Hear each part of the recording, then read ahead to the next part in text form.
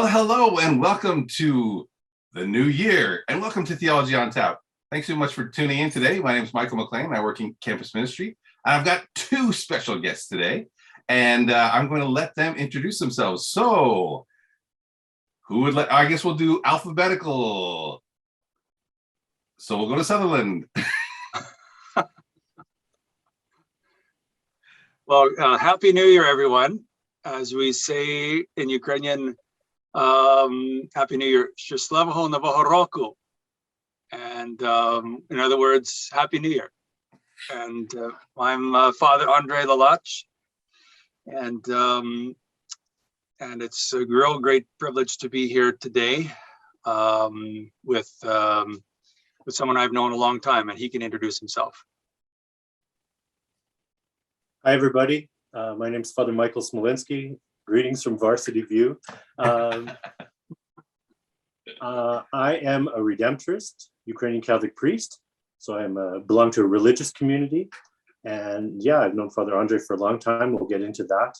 And I'm an assistant pastor at a Ukrainian Catholic church here in Saskatoon, as well as I'm on the leadership team for Redemptorists in Canada as well. Wow, okay, great. So tell me, how long have you two known each other? Well, that's an interesting question. I would say our families met when Father Andre moved to the city. And that was, I was pretty young. 1981. Okay. And so our families were friends. Father Andre was more friends with my older brother, Jeff, probably growing up. But as we became adults and co-workers, Father Andre and I became good friends as adults. Okay, when did you guys work together? We worked together, well, on various occasions. The fact that I was part of the same Redemptorist community as Father Michael, we sort of connected on that level. Although, kind of by the time I was departing the community, Father Michael was just kind of starting. So we never really had a formal working relationship back then. But it wasn't until after he was ordained and I was I guess I was a deacon already, and I was working with the Redemptorist community, that Father Michael and I were charged with coordinating an adult faith formation program, which the Redemptorists call Partners in Mission now. And so he and I, for 2 years, we first of all, we sort of got a program together. And then for 2 years, we kind of took it on the road, and we did kind of Saturday sessions in Winnipeg, Saskatoon, and then later on, even a little bit in Yorkton. And so we spent a lot of time together in the car between Winnipeg, Saskatoon, and that was, kind of like missionaries, right? We preached a mission together back in Vonda, back in, I guess it would have been like 2003 or thereabouts. I think I was a deacon already, so maybe even 2004. Right, yeah. 2004 or 5, yeah.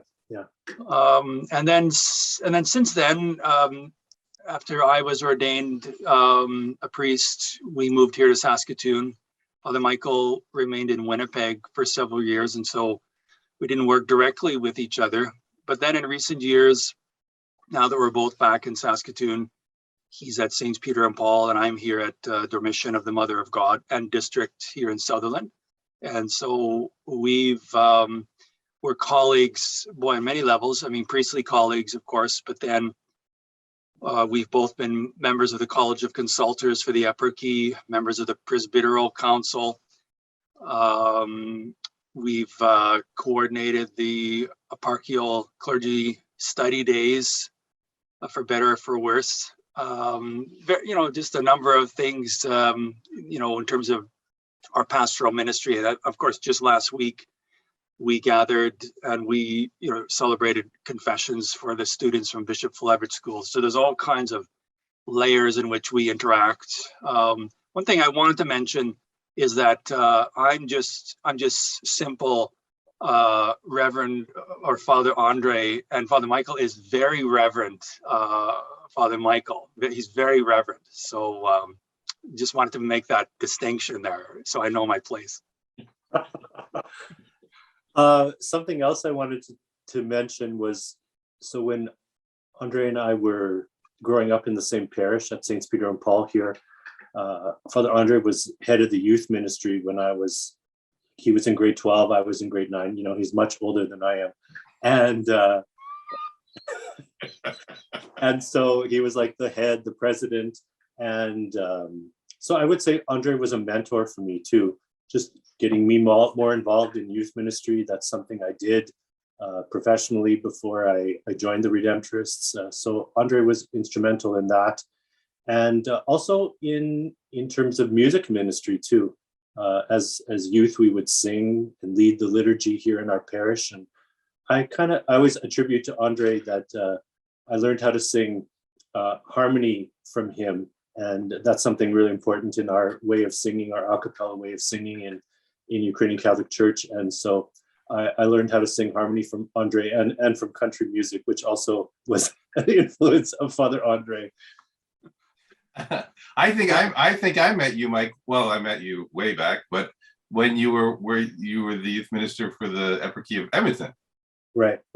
Yeah, and now I work with Andre in campus ministry, but I'm wondering, like, what was it like for you to be on the road with him all those hours? And being on the road, we had a lot of laughs together, listening to small town radio in Saskatchewan and call-in shows and contests, and just had a lot of good conversations. Andre's a great guy to work with. You can rely on him. And no, a car is a rolling confessional, and so I'm sure even just a good place to share with a good friend on those long drives between Saskatoon and Winnipeg. And Father Andre, tell us, whose voice would you rather hear? Father Michael Smolinski or Michael Bublé? We listened to a lot of Michael Bublé. Yeah, but Father Michael, he raises just bringing back lots of memories. Just about the whole. We hear a lot about evangelization these days, and of course it's always a mandate for us as Catholic Christians, right, to be missionary disciples. And it's one of the things about now that I'm older, kind of like Peter, where people tie a belt around me, and I have to go here and there, but I can't go kind of where I'd like to. And those days when we were on the road, I think that really resonated with my Redemptorist heart.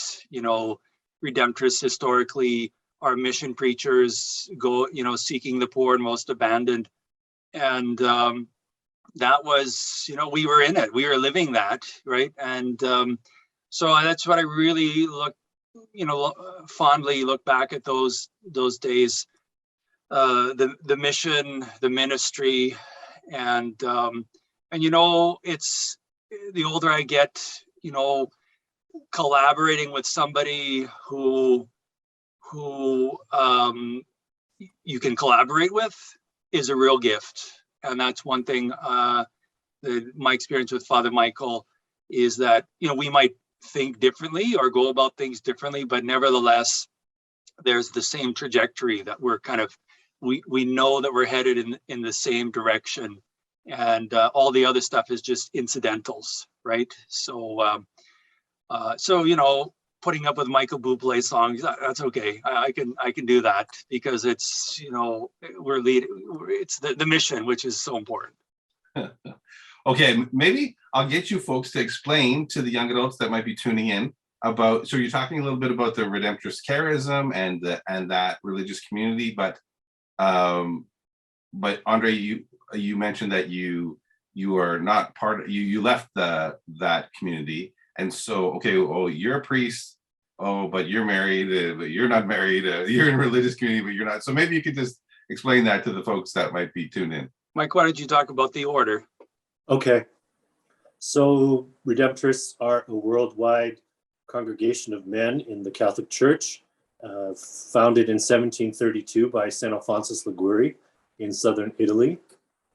And we've spread all around the world, including to places where the Redemptorists serve in Eastern Catholic churches, places like Ukraine and Slovakia and Canada and India and the Middle East.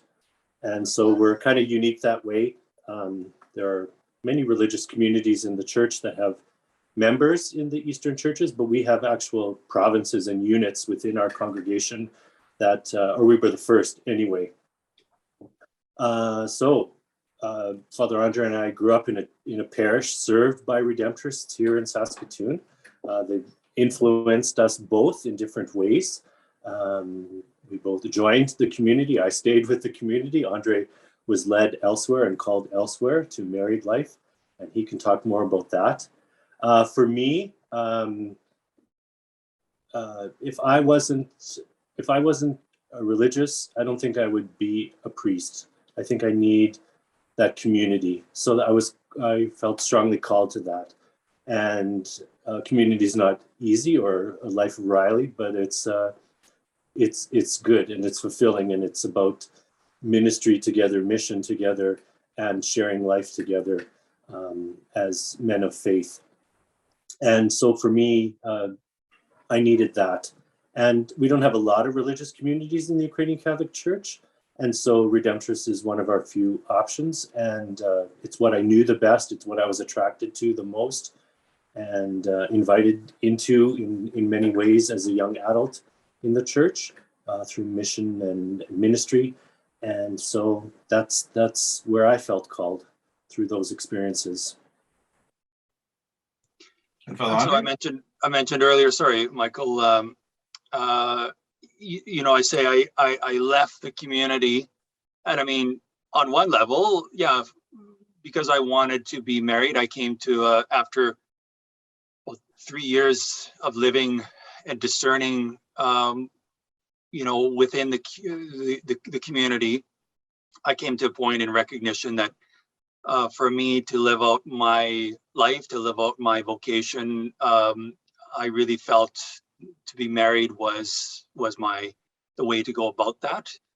And coincidentally, when I left the community, though, I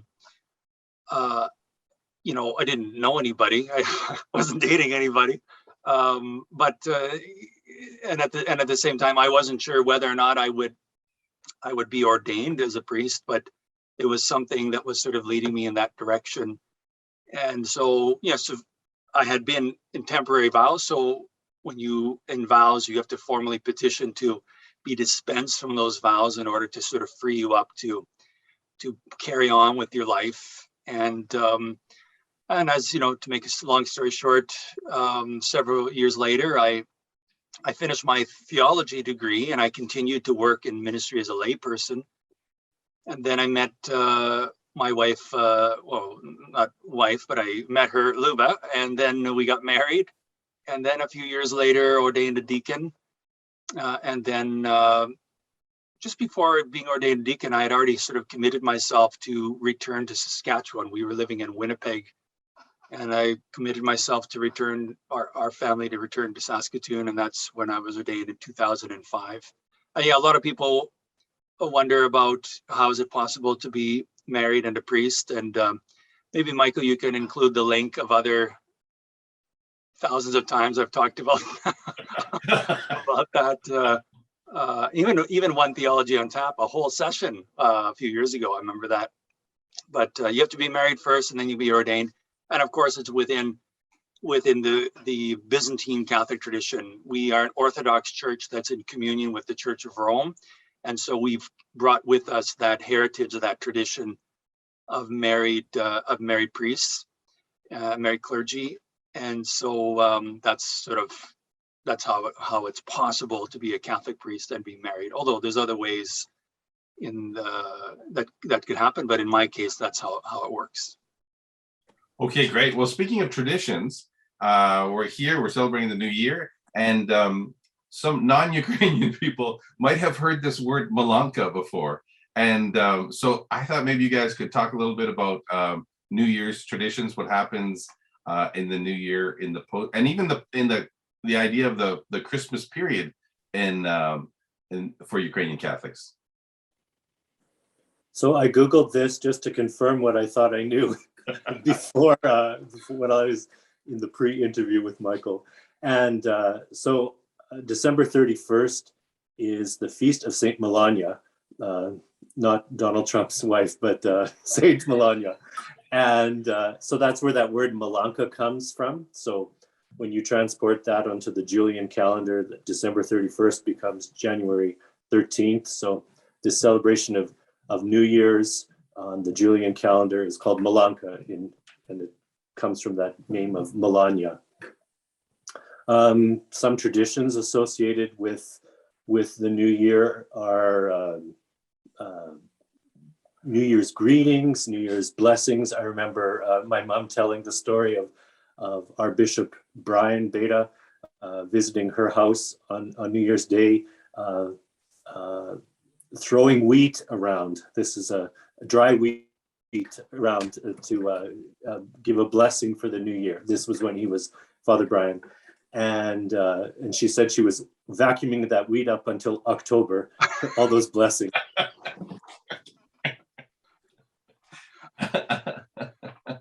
Father Andre, do you want to talk a little bit about the Theophany and some of the stuff that we do at the college? Yeah, sure. Yeah, so if folks don't know, the liturgical calendar and the nuances of the calendar between the Roman Catholic and the Byzantine Catholic churches, particularly the Byzantine Ukrainian Catholic Church, there are some nuances there. And so, for example, we celebrate Christmas on the 25th of December, right? So a lot of the feast days, the dates are sort of similar, but we do have a kind of a different kind of a perspective, if you will, in many cases. Like I think of the feast of the Assumption of Mary, August the 15th. In the Byzantine Church, we call it the Dormition of the Mother of God. And, in both cases, there's a memorial remembrance of the earthly death of the Mother of God, but sort of some of the emphasis on that day is different, notwithstanding the fact that, there's different title given to that date. But the Feast of Theophany, which is celebrated on the 6th of January in the Roman Church, is called Epiphany. And you know what, I've even heard in some of our churches that will be referred to as Epiphany. But the emphasis is a little bit different. As I understand it, in the Roman Church, Epiphany sort of commemorates formally the visit of the wise men to the infant Jesus and bringing their gifts. I remember when I was living in Toronto, I attended an Epiphany party with some folks who were from Quebec, and we all put on the crowns, and I think they put these little ceramic crowns in cake or something. I remember almost choking on one when I had it. So there's a little bit of a different emphasis. Whereas Theophany for us, we really emphasize the baptism of Jesus in the River Jordan, and so by extension, it's a real emphasis on water. And so we bless water. We bless water on that feast. And so what we've done at the college over the last several years is on that day or thereabouts, the Feast of Theophany will bless water, and students, staff, faculty who attend, they get to partake of the blessed water.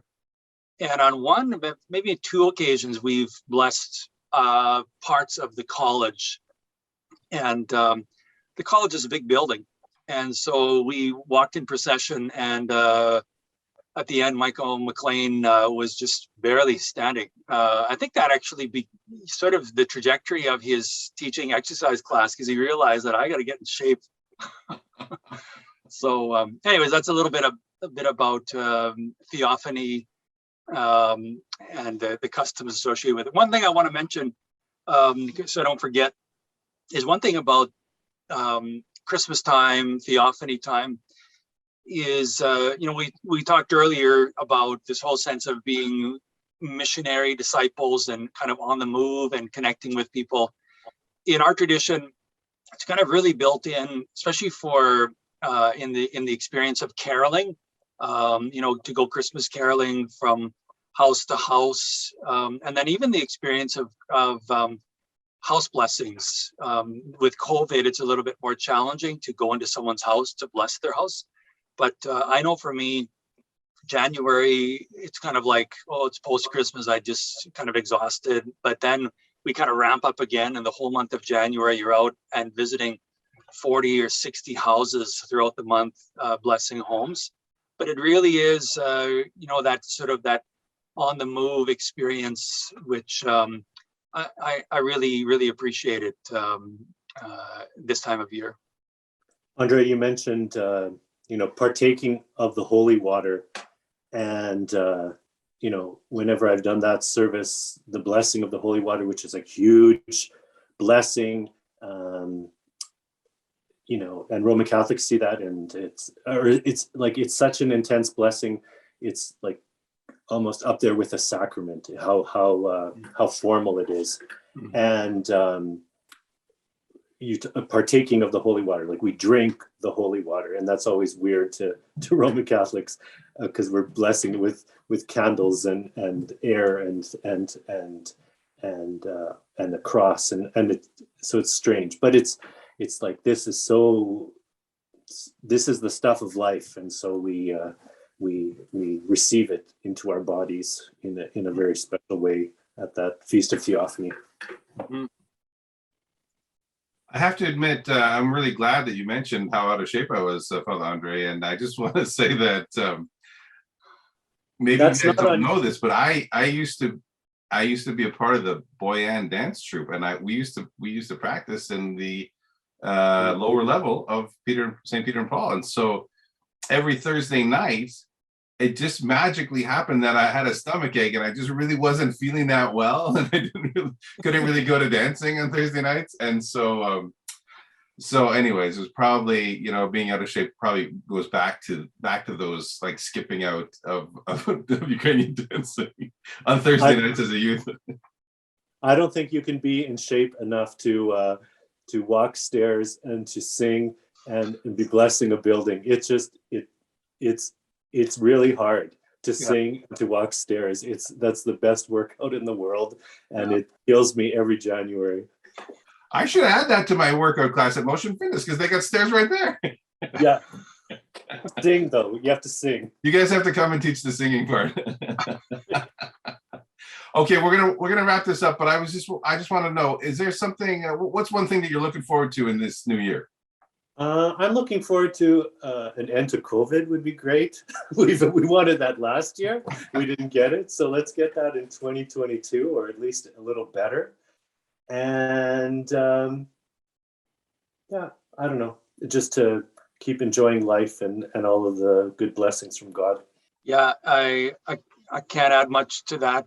Father Michael, speaks the words of I think what a lot of folks are really hoping for.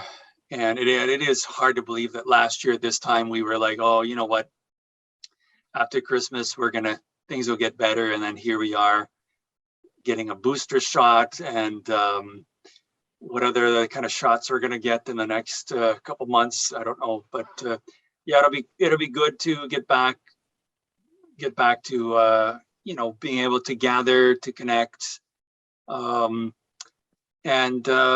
I just really hope that some folks have really, I know that some people literally have had a coma, in a COVID-induced coma, but with respect to faith, a lot of folks have entered into a COVID-induced coma. And I just hope that people will continue to respond to the invitation to return back to come together as community. That's my hope. Well, it's been great to sit with you folks, great role models for young adults, and I hope that everybody has listened closely to the way you folks have responded to the way God has called you. I really appreciate your time today, and I want to thank you for kicking off Theology on Tap 2022. You're welcome. You're stunned, Andre. You can't believe it. It just feels like I'm in a time warp. Okay, I want to thank you guys again, and I want to thank everybody for tuning in. Please make sure that you let people know about Theology on Tap, our Facebook page, and the way that these sessions are online on our YouTube channel at Campus Ministry. I want to thank you for tuning in, and wish you blessings in 2022. Have a great year. We'll see you next time. Wave, everybody. Bye. Bye.